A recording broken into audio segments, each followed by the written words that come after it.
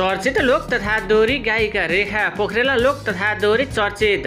गायक सिद्धार्थ आलेको पछिल्लो समयको केही जानकारी छोटो फलक भिडियो लिएर हजुरमाझ उपस्थित भइसकेको जानकारी गराउन चाहन्छु। दर्शकबिन यस भिडियो पुरा सुनेर र हेरेर हामीलाई अन्त्यसम्म साथ दिनला। पछिल्लो समय दर्शक श्रोताहरूको निकै नै रोजेको लोक तथा दोहोरी पछिल्लो समय आफूलाई निकै नै भाइरल गायिका रेखा पोखरेलले जानकारी दिएअनुसार आफूले गीत सङ्गीतमा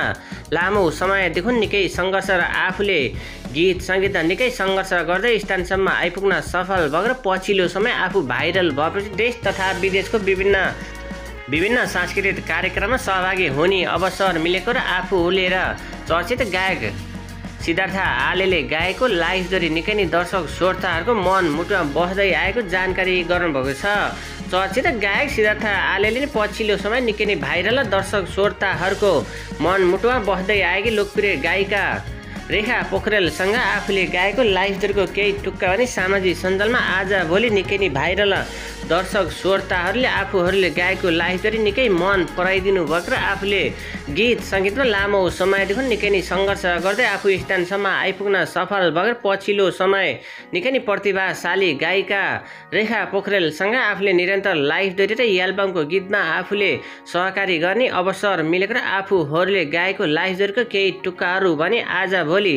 सामाजिक सञ्जालमा निकै नै भाइरल दर्शक श्रोताहरूको मन मुटुमा बस्दै आएको भन्दै लोक तथा दोहोरी चर्चित गायक सिद्धार्थ आलेले जानकारी गराउनुभएको छ। आफूले निकै नै ठट्यौली शब्दमा आफूले गीतमा सल जवाफ गर्दै आएको र पछिल्लो समय दर्शक श्रोताहरूको मन मुटुमा बस्न सफल गायिका रेखा पोखरेलले निकै नै कडा शब्दमा आफूसँग लाइभ दोहोरी गाएको भन्दै लोक तथा दोहोरी चर्चित गायक सिद्धार्थ आले र लोक तथा दोहोरी चर्चित गायिका